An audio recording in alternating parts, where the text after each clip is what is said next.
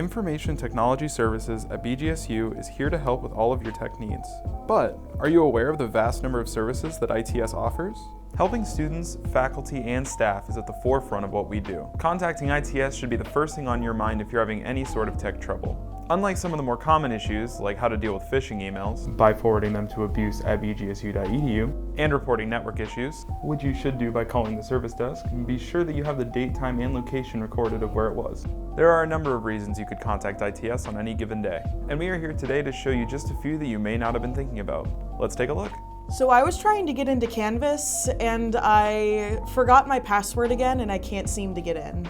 Give ITS a call. So one of my professors requires me to have my webcam turned on, and I can't seem to get it to connect. We've got you covered.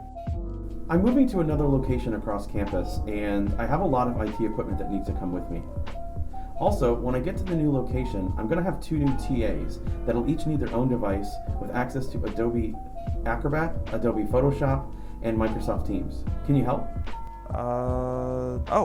We can. Well, there you go. Give us a call and we can get you set up.